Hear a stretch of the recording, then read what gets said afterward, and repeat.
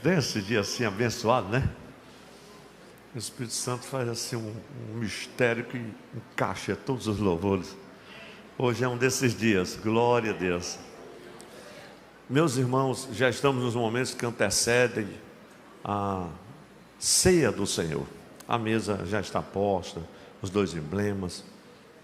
E é o momento também de nós abrirmos a palavra do Senhor para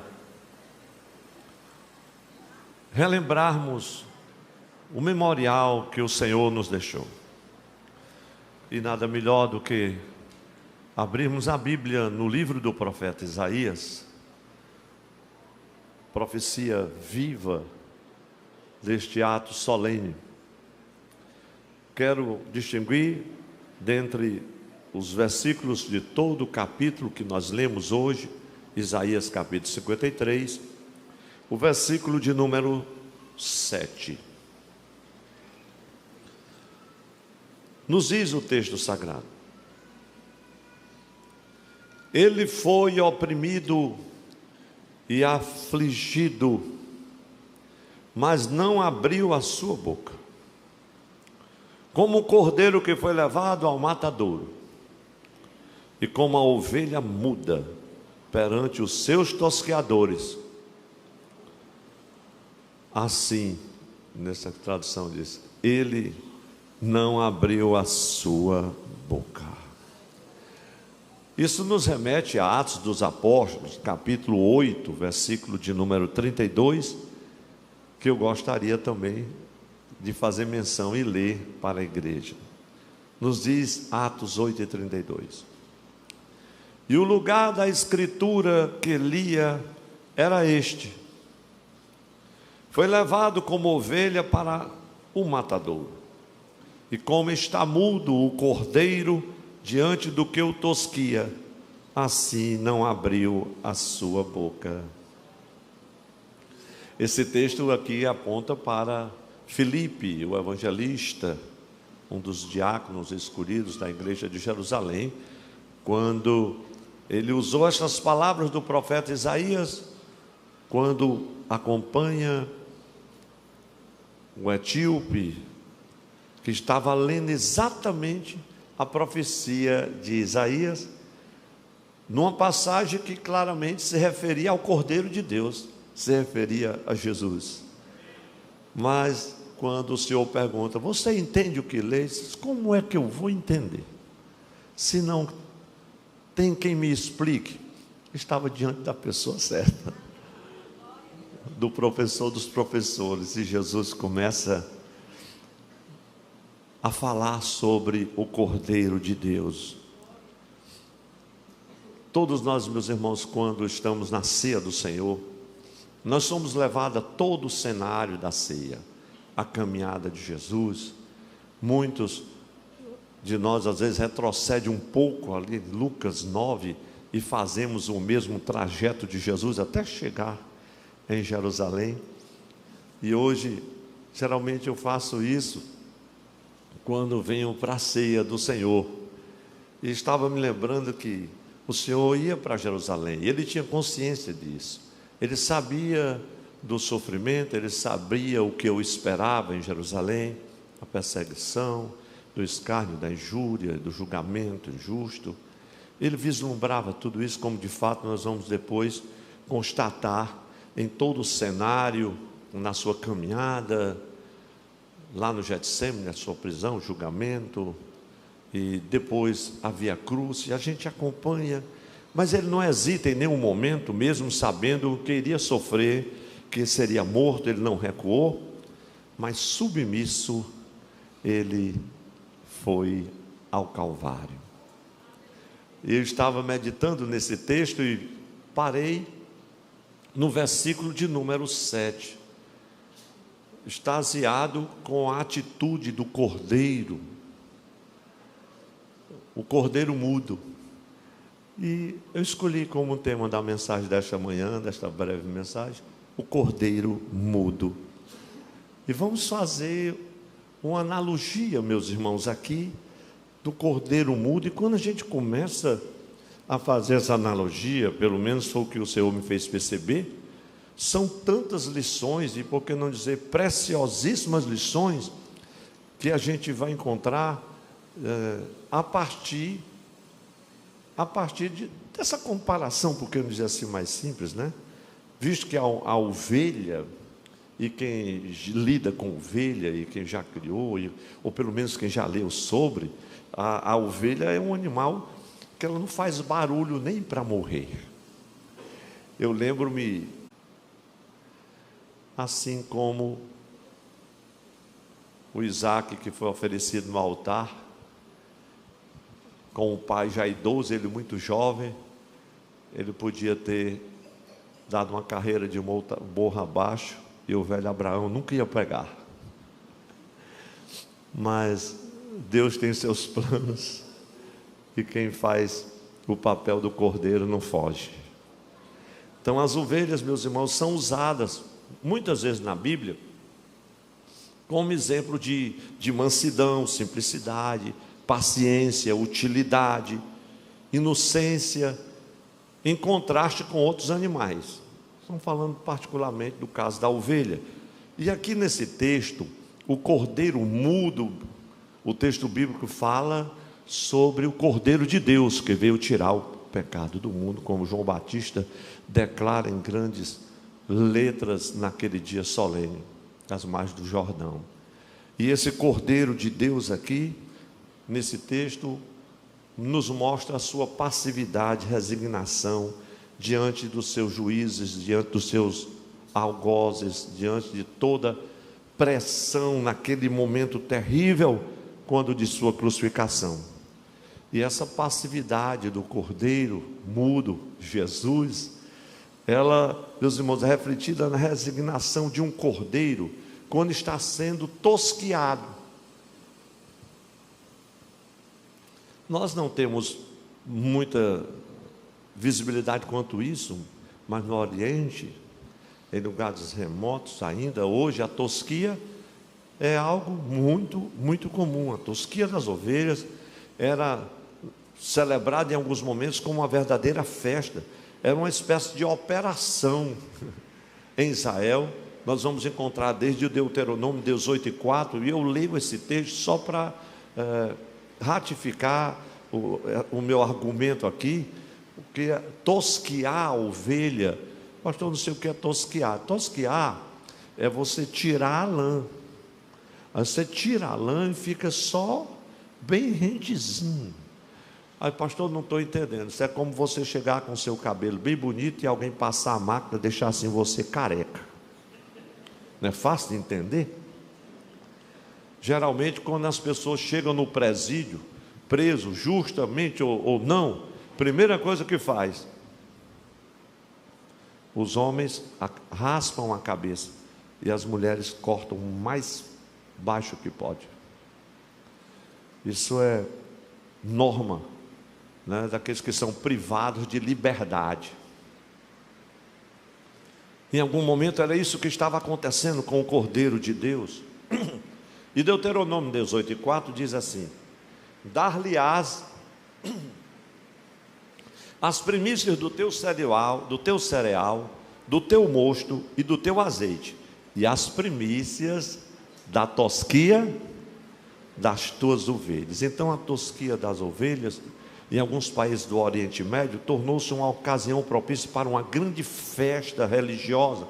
A tosquia era feita uma vez por ano, geralmente na primavera, e nós vamos encontrar nos textos bíblicos que haviam edifícios especiais, havia toda uma preparação dos estábulos, e era algo solenemente comemorado. Então as ovelhas que seriam tosquiadas, eu omito aqui uma série de informações para ganharmos tempo, mas geralmente elas eram marcadas com a tinta cuidadosamente, para que elas fossem tosquiadas e a lã não fosse estragada. Aonde ia passar, né, o tosquiador com a navalha, para não ferir, para não danificar a lã por inteiro. Então era algo muito meticuloso. Pessoas eram especializadas para a tosquia. Nabal, né, que eu diga, né? E a gente vê isso lá em Juízes 6 e 37 e tantos outros textos. Mas o que nos toca aqui é a simbologia bíblica da tosquia dos cordeiros, e que para nós é valiosa entendermos isto dentro do contexto da tradição das terras bíblicas, e que se aplica ao Cordeiro de Deus, que quando foi tosquiado, não abriu a sua boca. Então toda ovelha que tinha lã deveria ser tosqueada. Isso é algo essencial para a vida da ovelha, inclusive. É um processo natural, que representava a doação de si mesmo, a entrega de si mesmo em benefício do outro. Agora veja o que está em Isaías 53 e 7. Foi levado como ovelha ao matadouro, e como um cordeiro mudo, perante o seu tosqueador, assim ele não abriu a boca. Então aquela cena, irmãos, que veio no meu coração, aquela cena de Jesus despido, porque os crucificados eram assim crucificados. Lá na cruz, isso aponta para a tosquia do cordeiro. Despido da sua capa, da sua lã, né? E quando nós também, fazendo uma rápida aplicação, porque o tempo é bem exíguo, nós também, quando somos crucificados com Cristo, nós também somos desnudos dos trajes do homem velho, da velha criatura. Glória a Deus. Como diz lá em Colossenses capítulo 2, quem se lembra desse texto? Desculpa, capítulo 3, versículo 9 e seguintes: despojai-vos da ira, da contenda, do ciúme. Está lá aquela roupa do homem velho todo, da mentira e da prostituição. E a lista é grande, é muita lã para ser tosqueada. Só a cruz faz isso. Então é na cruz que nós nos despimos do autoritarismo, do orgulho, do egoísmo, da inveja, e nos resignamos diante de Deus. Estamos crucificados com Ele para fazer a sua vontade. E Paulo disse: não mais vivo eu, mas Cristo é quem vive em mim. Eu já estou crucificado com Cristo. Então, meus irmãos, durante a tosquia, a ovelha não exige condições. Só vai tosquear, mas eu quero dizer que vai devagar. Não vai devagar.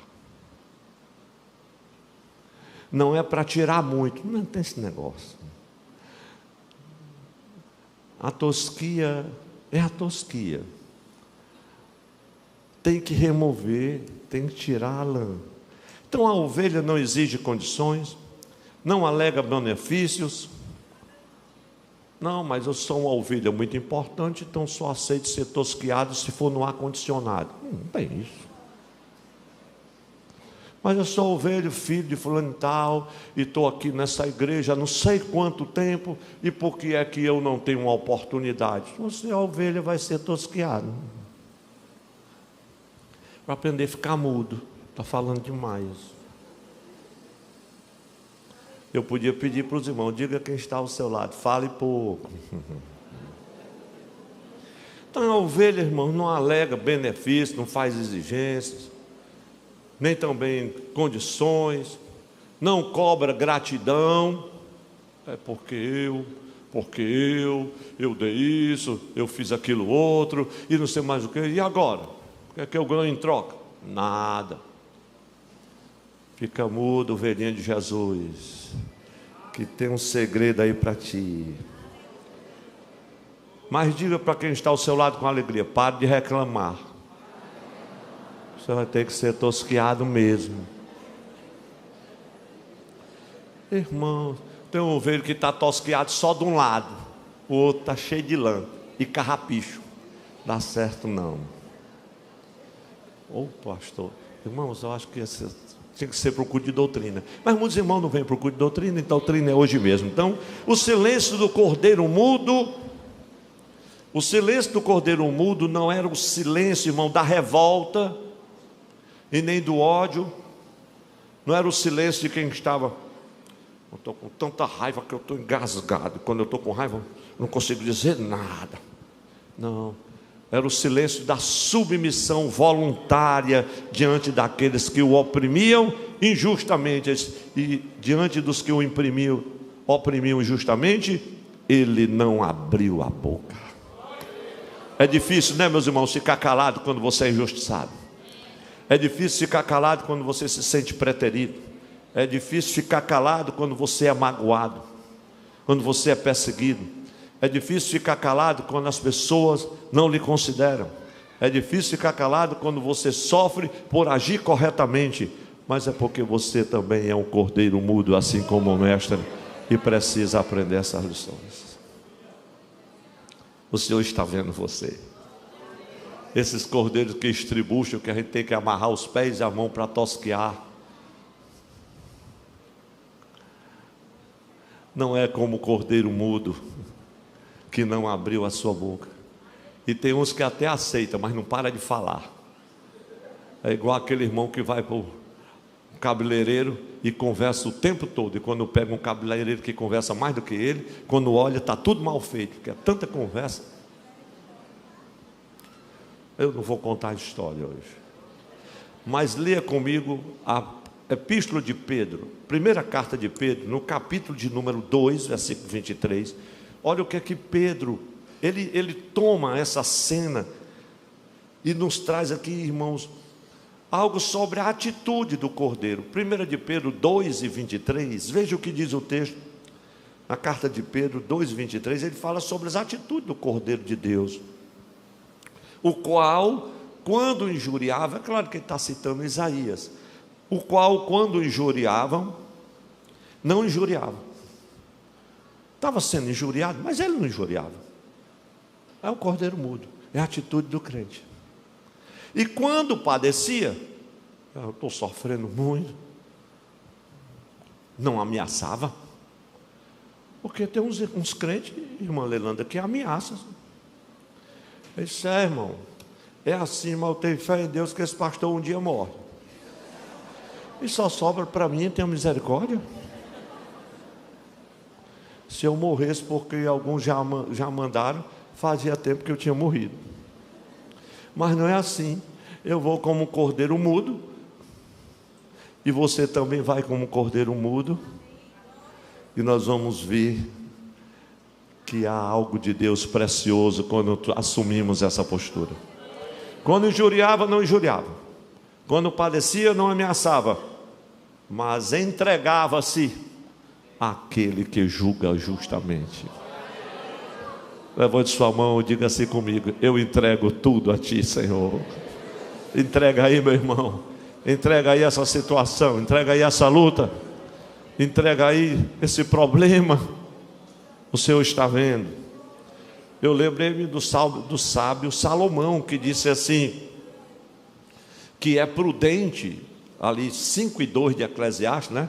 Já a última parte, a parte C do versículo diz assim: sejam poucas as tuas palavras.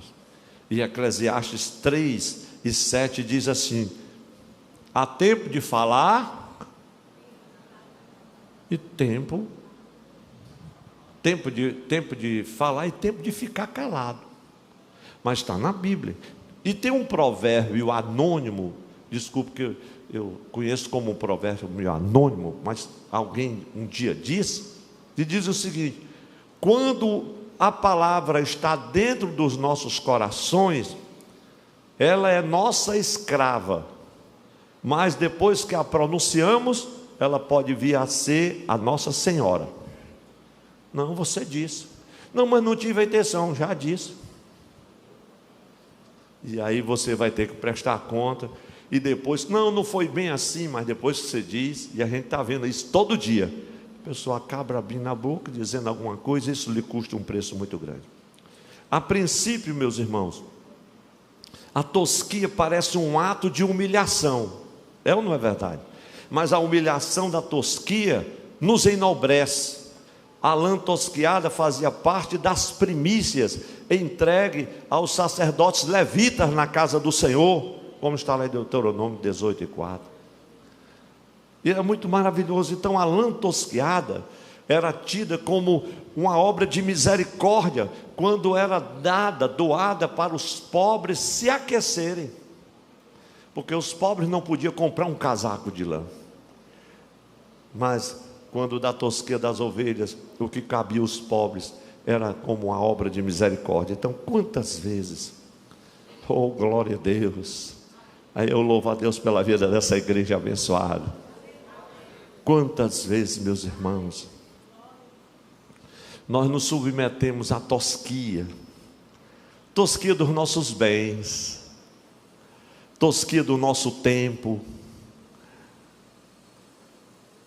dos nossos recursos, do nosso dinheiro, dos nossos dons, dos nossos talentos, para abençoar os pobres, como vimos há pouco neste vídeo.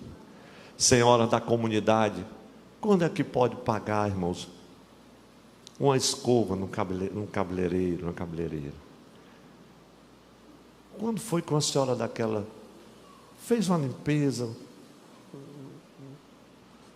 passou um creme nos pés, aí vê a igreja, jovens, senhoras, irmãos, atendendo a comunidade, você vê a felicidade no rosto daquelas pessoas, fazendo uma limpeza de pele, diz assim: eu nunca fiz. Você está entendendo? Um gesto tão simples. Agora diga para quem está ao seu lado: vale a pena essa tosquia, né, meus irmãos? É verdade. E outros irmãos na cozinha, e a igreja cooperando. Teve um amado querido pastor, jubilado há muitos anos, ele estava assistindo o culto, e eu disse há semana passada ou mais, eu disse: irmãos, vai ter um evento aqui no Dia da Mulher, e nós vamos atender a comunidade, e vai ter aqui uma recepção. Aí ele me ligou, disse: meu pastor, eu vi o senhor dando um aviso que vai ter um atendimento para a comunidade, eu estou abençoando aí, mandando uma oferta especial para comprar o lanche todinho. Diga só quanto é. Eu disse: meu Deus, o irmão aposentado, irmão, não empresário não. Eu disse: meu pastor, não precisa assim não. Não, Jesus mandou, é com alegria. Eu não estou mais podendo ir fazer, mas tem quem faça. Oh, glória a Deus, não é bonito, né, meus irmãos? Mas, irmãos, eu estou preocupado com a ceia e com a pregação. Que hora vai terminar esse culto? Pedi a Jesus para mandar uma chuvazinha para os irmãos não querem ir embora. Mas agora o sol saiu. Glória a Deus. E quantas vezes a gente se submete? Então Jesus, como cordeiro mudo perante os seus tosqueadores, nos ensina preciosas lições. Aí eu anotei 7 lições. Pastor, pelo amor de Deus, pois tenha paciência, vamos às lições. Só assim, quem sabe, você vai deixar de falar muito. Vamos à primeira lição. Repita comigo: como cordeiro mudo perante seus tosqueadores, Jesus nos ensina que mesmo diante da maior injustiça, o perdão ainda é a arma mais poderosa. Lucas 23:34 diz: e dizia Jesus: Pai, na hora da tosquia, perdoa-lhes, porque não sabem o que fazem. E repartindo as suas vestes, lançaram sorte. Aí você vê Jesus crucificado, perseguido, injustiçado, condenado à morte. Ele diz: Pai, perdoa. É isso, meus irmãos, perdoar é isso. É ver a pessoa que me ofendeu como um instrumento nas mãos de Deus para moldar o meu caráter. Isso não é fácil, é fácil de dizer. Perdoar é você ver a ofensa recebida como um caminho que Deus vai utilizar para chegar até a pessoa que me ofendeu, ao ofensor, aquele que magoou. É muito linda a doutrina do perdão. Pelo menos a cada 2 anos eu volto com essa doutrina para a igreja, porque ela é fundamental. Então é necessário. Diga assim comigo, toda a igreja: é necessário. Está bonito, mas pode ser melhor. É necessário. Muito mais força para perdoar do que para se vingar. Se vingar, meus irmãos, é relativamente fácil. Basta seguir os instintos carnais, a natureza velha, humana, não é assim? O difícil é você abafar aquela vontade da carne, resistir aquele pendor de pagar na mesma moeda, de dizer como aquela pessoa gosta de dizer: nada como um dia atrás do outro. E o irmão uma vez para mim disse: pastor, eu não tenho pressa, eu cumpro o mandamento bíblico. Que mandamento? Seja simples como as pombas, prudente como as serpentes. Como assim? Eu sou aquela serpente, fico no meu cantinho. No dia que aquele miserável passar, vai ser o fim, meu veneno será mortífero. Eu disse: meu irmão, que teologia maluca é essa? Onde foi que o senhor aprendeu essa teologia? E não significa isso não, pastor? Meu Jesus, foi mais de meia hora de aula de teologia para ele entender o que é que Jesus estava querendo dizer. Os irmãos estão entendendo muito bem. O perdão, meus irmãos, envergonha os nossos inimigos. Você sabe que a pessoa detrata, fala, persegue, mas está lá morrendo, sem nada o que comer, nem o que fazer, doente, safenado, em casa, parece abandonado. E aí você sabe, oh glória a Deus. Aí o Espírito Santo diz assim: mande uma cesta básica para o meu servo. Jesus, para aquele miserável, miserável não, é amado meu. Aí você manda, e manda uma cesta, não é básica não, é top. Aquela que já vai a cesta básica, ainda vai uma oferta especial para comprar a mistura do mês todo, como eu cearense. Quando chega lá, está aqui que o fulano mandou. Eu não acredito. Quem mandou? Fulano. Não acredito, irmão. Pois ele mandou, lembrou de você. Meu irmão, mas eu falei tanto desse homem.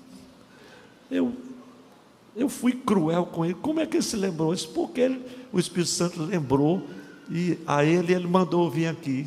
Oh, meu irmão, diga a ele que eu amo muito. Agora, glória a Deus, abençoe Jesus. Mas, irmão, depois que isso passa, aí se cumpre Romanos 12:20. Portanto, se o teu inimigo tiver fome, dá-lhe de comer. Se tiver sede, dá-lhe de beber. Porque fazendo isso, amontoarás brasa de fogo sobre a sua cabeça. A pessoa não sabe mais o que é que faça com você. Ora por você de dia e de noite. Você ganhou o melhor amigo que você precisava, ou que pensava em ter. Mas é uma brasa de fogo, irmãos. Pastor, toda a vida que eu lhe vejo, eu não posso me esquecer. Deixa eu lhe dar um abraço. Meu irmão, aqui dali foi uma coisa do Espírito Santo que foi. Não foi só isso não, pastor. O Senhor mandou uma bênção para quem não merecia. O Senhor socorreu a quem não devia. Eu disse: mas o Senhor cuida de você.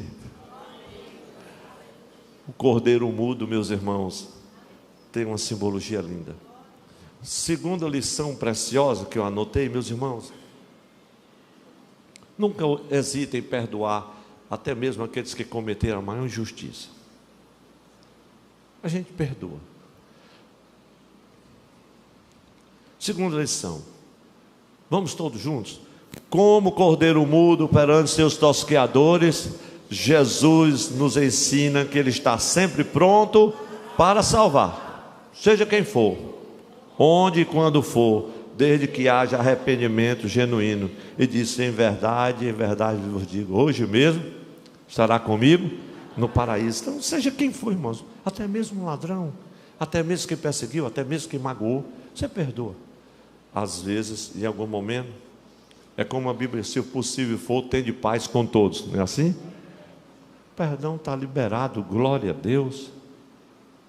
Isso não significa dizer que vai abraçar e caminhar juntos. Não está perdoado. No último momento da existência, Jesus perdoou aquele homem. E eu fico admirado com a fé daquele ladrão naquele momento, porque ele estava condenado, estava crucificado juntamente com o outro. E vemos que no coração daquele homem, ali estavam presentes os elementos da fé. Como assim, pastor? Ele acreditou que era o rei. Ele olhou para o outro marginal e disse assim: como é que tu não temes a Deus? Não foi assim? Ali em Lucas 12, versículos antecedentes ao 43, você tem toda a narrativa. E ele não somente acreditou, ele acreditou que o rei tinha um reino. Lembra-te de mim? Ele pediu para entrar no reino. Isso é maravilhoso, meus irmãos. Vamos a uma terceira lição para irmos mais rápido. A hora está favorável, glória a Deus. Toda a igreja pode repetir comigo, porque são ensinos tão preciosos do cordeiro mudo, né? 1, 2, 3. Como cordeiro mudo perante seus tosqueadores, Jesus nos ensina a cuidar dos nossos progenitores até o limite máximo das nossas forças. João 19, 26 e 27. Deixa eu ler esse texto, que são muitas lições preciosas. Ora, Jesus Jesus estava na cruz, vendo ali sua mãe, e que o discípulo a quem amava, João, a quem ele amava, estava presente, disse à sua mãe: mulher, eis aí o teu filho. Depois disse ao discípulo: eis aí a tua mãe. E diz o texto: e desde aquela hora o discípulo a recebeu. Jesus preocupado com a sua mãe, com o bem-estar da sua mãe, enquanto ele estava passando. Tem uns cordeirinhos de Jesus que bota a mãe e o pai dentro de um hospital e joga lá e abandona. Passa de semana sem dar uma ligação, desaparece. Jesus amado, todos nós sabíamos que, ao que tudo indica, José, nesse contexto, já havia morrido. Os irmãos de Jesus não eram simpáticos ao seu ministério. E o Cristo, ali na cruz, não podia lhes confiar o cuidado da sua mãe. Era uma jovem. Eu acredito, pastor Zé, que é provável que os irmãos de Jesus não estivessem nem em Jerusalém naquela ocasião, porque pelo menos no que a gente lê do que está escrito quanto a esse contexto, a gente não encontra nada sobre os irmãos de Jesus naquela periferia ali, nada, absolutamente nada. Eu presumo, aqui é o pregador, que nenhum estivesse em Jerusalém. Agora, lá em João 7 e 5, a gente vai ver que os irmãos de Jesus não acreditavam nele. Aí depois nós sabemos que depois do Cristo assustado, Atos 1 e 14, possivelmente em razão do Senhor Jesus ter aparecido, já ressurreto, a Tiago, irmão de sangue de Jesus, como o apóstolo Paulo nos fala no capítulo 15 de 1 Coríntios, versículo 7, aí as coisas mudaram. Aí já estava Maria, os irmãos, lá no cenáculo esperando. E isso fica muito claro na Bíblia. Então Jesus nos ensina que diante dos seus tosqueadores, nós devemos cumprir o 5º mandamento. Que 5º mandamento é esse, pastor? Honra teu pai. Quem é que sabe o 5º mandamento? Honra o teu pai e a tua mãe, para que sejam prolongados os teus dias sobre a terra. Oh, glória a Deus. Eu me arrependo de não ter ficado mais próximo dos meus pais, da minha mãe principalmente. Me esforcei bastante, mas do meu pai fiquei muito próximo até o final, até a despedida. os 2 últimos anos. Jandilda me ajudou muito. Louvo a Deus pela vida dela. Mas, meus irmãos, alegre o seu coração. Quem tiver papai e mamãe, cuide. Invista, visite, dê uma ligação, bote no braço, cuide. Se for preciso, muda a fralda, tira a fralda, leva, vai, espera. Vai lá, passa a noite acordada, vai para a consulta, volta da consulta. Faça tudo que tiver ao seu alcance. Isso é coisa do cordeiro mudo, meus irmãos. Cuidar do ente querido, muitas vezes, meus irmãos, é um ministério específico que Deus dá a algumas pessoas durante algum tempo. Que às vezes a família tem 10 pessoas, mas só sobra para um. É porque é a pessoa que tem um ministério. É ou não é verdade? Tem 7 irmãos, mas só sobra para um. Os outros dão uma ajudinha. Eu vou aí passar uns 2 dias, é só 2 dias, vai-se embora. E o restante do mês e do ano. Os irmãos estão entendendo? Como tem sido o seu cuidado com seus progenitores? Como tem sido? Você tem cumprido? Meus irmãos, vamos dizer para quem está ao nosso lado com alegria: isto é uma obra para cordeiros mudos. E você vai cuidar sem reclamar. E aí, meu irmão, você não vem não? Eu não aguento mais não. Ai não, você está falando muito. Vai fazendo aí. Oh, glória a Deus. 4ª lição, pastor, mas são 7. Tenha calma. Estamos chegando lá. Vamos dizer todos juntos com alegria. Quem está recebendo esta palavra? Ela tem um preço, meus irmãos. 1, 2, 3. Como cordeiros mudo perante seus tosqueadores, Jesus nos ensina que todos nós estamos sujeitos a enfrentar momentos em que Deus parece ausente. Vou ficar devendo uma mensagem inteira sobre o desamparo de Jesus lá na cruz. Mas só um pouco aqui, Mateus 27, 46, que é o mesmo texto de Marcos 15, 34, diz assim: e perto da hora nona, exclamou Jesus em alta voz, dizendo: Eli, Eli, lama sabactani. Isto é, Deus meu, por que me desamparaste? Obviamente, meus irmãos, que Deus, Ele sempre está presente, porque Ele é onisciente, Ele é o Senhor, Ele é o nosso Deus, mas há momentos em nossas vidas que parece que Ele está ausente. E por que Ele não se importa? E por que as pessoas boas sofrem? São questionamentos assim que vêm ao coração.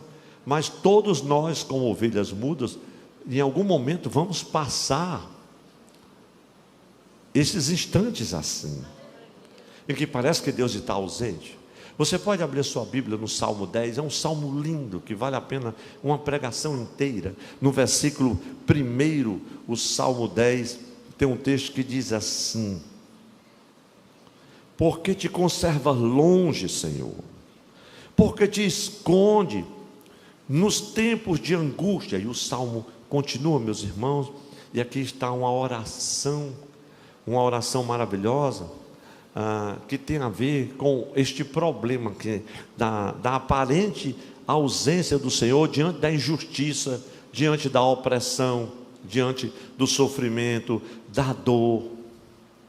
É um texto que aponta lá para os santos martirizados, lá de Apocalipse capítulo 6, versículo 9 e seguintes.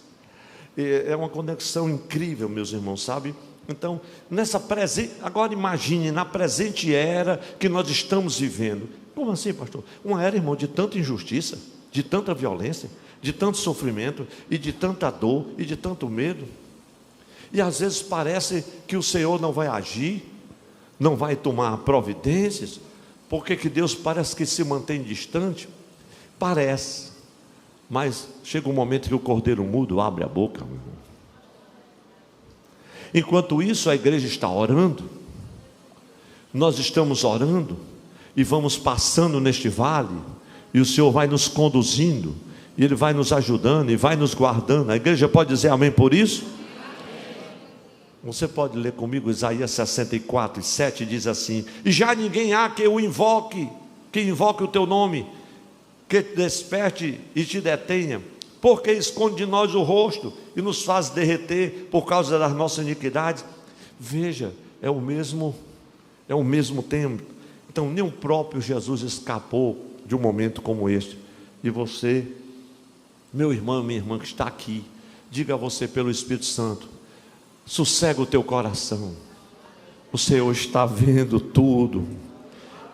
Ele parece ausente, mas não está controlando cada detalhe. Agora nesse momento você não está entendendo nada, mas quando chegar lá na frente, que tudo acontecer, você vai compreender. Ele vai te mostrar como ele trilhou o caminho, como encaixou cada peça, e você vai dizer como Davi: foi bom ter sido afligido para poder conhecer o Senhor. Glória a Deus. Vamos dizer com alegria para quem está ao nosso lado: anime-se, esse momento vai passar. Oh, glória a Deus. Quinta lição, vamos dizer todos juntos, 1, 2, 3. Como cordeiro mudo perante seus tosqueadores, Jesus nos ensina que quando nos submetemos à sua vontade, em meio ao sofrimento, o Senhor, a mão do Senhor nos susterá e nos fará prosperar. Dá para dar um amém, irmãos? Isaías 53:10, olha o que diz o texto. Irmãos, eu poderia gastar mais 1 hora de mensagem se fôssemos em todos os versículos deste querido capítulo. Mas veja o 10: todavia o Senhor agradou morrê-lo. Como assim, meu? Pois é, tem hora que Jesus disse: meu filho, eu vou botar você na prensa. Vai ser doloroso, mas você precisa. Fazendo-o enfermar, quando a sua alma se puser por expiação. Olha que profecia linda, meus irmãos, apontando lá para o Calvário. Se puser por expiação do pecado, verá a sua posteridade. Você está vendo aqui, ó, a posteridade. Prolongará os dias, verá a sua posteridade. Prolongará os dias. E o que mais? E o bom prazer do Senhor prosperará na sua mão. Os que creem nisso, dê o maior glória a Deus que você puder. Irmãos, é uma mensagem linda esse texto. Então, meus irmãos, esse texto aqui, dentre tantos outros, demonstra a humanidade de Jesus. Alguns podem dizer: não, para Jesus foi muito fácil enfrentar o Calvário, enfrentar a tentação, o sofrimento, morrer em nosso lugar. Afinal de contas, Ele era Deus. Ah, meus irmãos, todavia Jesus venceu, enfrentou todas essas coisas. Como homem, enfrentou o sofrimento e a morte também como homem. Sexta lição, todos juntos, e já vamos à conclusão. Os músicos já vêm para cá. Vamos todos juntos, 1, 2, 3. Como cordeiro mudo perante seus tosqueadores, Jesus nos ensina que devemos viver de tal forma que cumpramos todo o propósito de Deus para as nossas vidas. João 19:30 diz: e quando Jesus tomou o vinagre, disse: está consumado. Todo o propósito. Ele sabia qual era o propósito do Pai para a sua vida e cumpriu integralmente. Você sabe qual é o propósito de Deus para a sua vida? Você tem noção disso? Como descobrir esse propósito? Eu vou dar aqui uma boa pista. É você olhar ao redor e procurar e ver, entender as circunstâncias que o cercam. Cada um de nós está inserido dentro de um contexto e de uma circunstância. Cada um é único, cada um tem digitais únicas. Então Deus tem um propósito específico para os seus escolhidos. Tinha um propósito específico para Abraão, para Moisés, para José, para Davi, para Neemias, para Pedro, para Paulo, para você, para mim. Ele tem um propósito. Glória a Deus. Esses personagens olharam as circunstâncias ao redor e decidiram, meus irmãos, discerniram também, além de decidir, seguir a orientação do Senhor. Glória a Deus. E aí eles passam a entender qual o propósito de Deus. Oh, glória a Deus. Todos eles puderam dizer no final, como o apóstolo Paulo, 2 Timóteo 4:7. Como é que diz? Combati o bom combate, acabei a carreira e guardei a fé. Ou então, como Paulo em Atos 20 e 24, em nada tenho a minha vida por preciosa, contanto que cumpra com alegria, propósito, a carreira e o ministério que recebi do Senhor. Sétima lição, a igreja vai ficar em pé em nome de Jesus. Obrigado, meus irmãos. Vamos dizer todos juntos, como cordeiro mudo perante seus tosqueadores.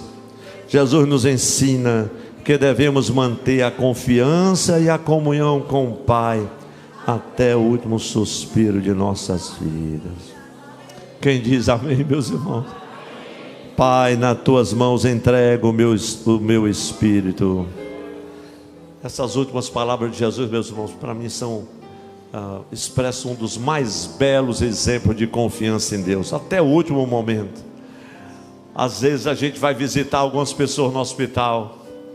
Essa semana, uma querida irmã foi visitar outra e disse assim: irmã Janilda, eu sair de casa com o coração apertado, chorando por dentro. Quando eu cheguei ali, vi a situação da irmã. Eu quis perder o controle. Eu disse: meu Deus, eu vou desabar. Mas quando eu a saudei,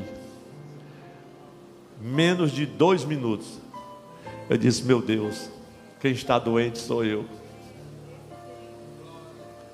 Lá estava uma mulher cheia de fé, cheia de dor na morfina, mas cheia de fé, como o cordeiro mudo.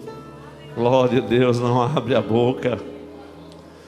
Meus irmãos, vou pedir só, meus amados da mídia, para colocar Filipenses 2, 6 a 11, porque aqui eu vejo o cordeiro mudo e vejo o cordeiro exaltado. Eu digo como o texto da palavra, eu estou cheio de palavras nesse texto. Ele é emocionante, toca a nossa vida fortemente. Filipenses capítulo 2, versículos 6 a 11, diz assim: que sendo em forma de Deus, a igreja pode me acompanhar, que sendo em forma de Deus, não teve por usurpação ser igual a Deus, ao cordeiro mudo, mas aniquilou-se a si mesmo, tomando a forma de servo, fazendo-se semelhante aos homens, e achado na forma de homem, cordeiro mudo, humilhou-se a si mesmo, sendo obediente até a morte, aleluia, de cruz. Pelo que também o cordeiro agora exaltado, pelo que também Deus o exaltou sobremaneira e lhe deu um nome, o qual é sobre todo nome, para que ao nome de Jesus se dobre todo o joelho dos que estão nos céus e na terra e debaixo da terra, e toda língua confesse que Jesus Cristo é o Senhor, para a glória de Deus Pai. E a igreja repete: para a glória de Deus Pai.